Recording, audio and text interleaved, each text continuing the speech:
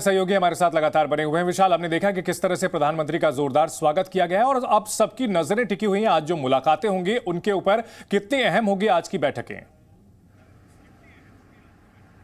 देखिए, बिल्कुल प्रधानमंत्री नरेंद्र मोदी अब से थोड़ी देर में इसी जगह पर पहुंचने वाले हैं जहां पर हम इस वक्त मौजूद हैं, जहां COP28 का सम्मेलन चल रहा है। ये जलवायु शिखर सम्मेलन इसे कहा जा सकता है और प्रधानमंत्री नरेंद्र मोदी आज पूरी दुनिया के सामने भारत का विजन रखेंगे, भारत का रोड मैप क्या है और भारत कैसे ग्लोबल वार्मिंग से लड़ने के लिए तैयार है, कैसे जलवायु परिवर्तन से निपटने के लिए तैयार है और क्या कदम अब तक भारत की तरफ से उठाए गए हैं जो दुनिया को सीखना चाहिए। आज प्रधानमंत्री नरेंद्र मोदी इस COP28 के मंच से दुनिया को इस पूरे मामले पर अपनी बात रखेंगे। दूसरी जो सबसे बड़ी बात है, आज प्रधानमंत्री नरेंद्र मोदी की 7 द्विपक्षीय मुलाकातें होंगी। हालांकि अभी ये किन देशों के साथ है इसकी ज्यादा जानकारी सामने नहीं आई है, लेकिन ये द्विपक्षीय मुलाकात काफी अहम होगी।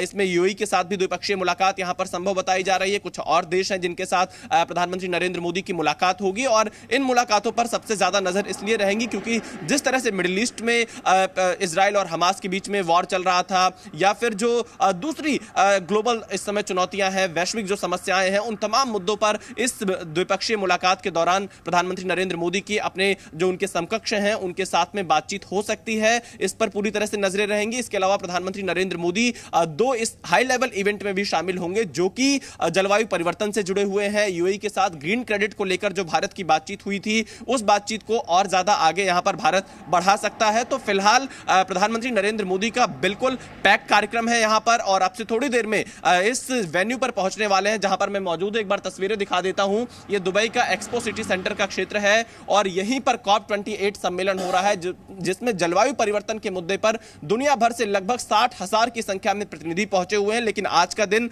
लीडर्स के लिए है। जो 198 देश हैं यूरोपियन यूनियन को मिलाकर, उनके प्रतिनिधि आज इस कार्यक्रम में शामिल हो रहे हैं और इसमें चर्चा इसी बात को लेकर होगी कि धरती के भविष्य को कैसे बचाया जाए, ग्लोबल वार्मिंग से कैसे बचा जाए, इसके अलावा जलवायु परिवर्तन से निपटने के लिए क्या साझा कदम दुनिया को उठाने हैं, उस पर बातचीत होगी। जी बिल्कुल विशाल, और निश्चित तौर पर भारत की इसमें भूमिका काफी अहम होगी क्योंकि आबादी के लिहाज से भारत दुनिया का सबसे बड़ा देश है और यह दिखाया गया है कि इतनी बड़ी आबादी के साथ विकास भी अच्छी तरह से हो रहा है और रिन्यूएबल एनर्जी और तमाम जो जीरो कार्बन एमिशन की बात की जा रही है उस दिशा में भी भारत आगे बढ़ रहा है।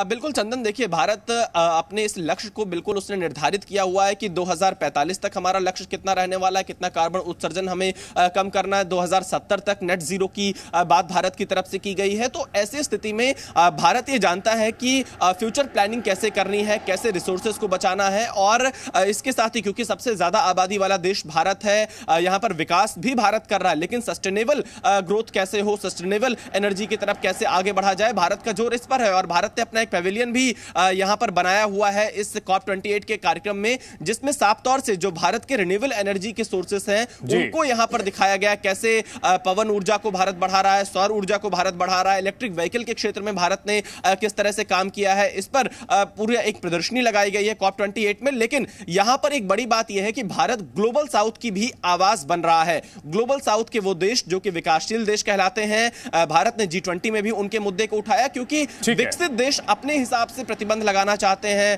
कार्बन उत्सर्जन की कमी के लिए, लेकिन विकासशील देशों की जो बात होती है उसको बिल्कुल भारत उनकी आवाज बनकर के उभरा है पिछले कुछ समय में विशाल, निश्चित तौर पर। और इस मंच पर भी भारत ने साफ कर दिया है, जिस तरह से पीएम ने इंटरव्यू दिया है, विकासशील देशों का मुद्दा जो है उन्होंने मजबूती से उठाया। बने रहिए हमारे साथ।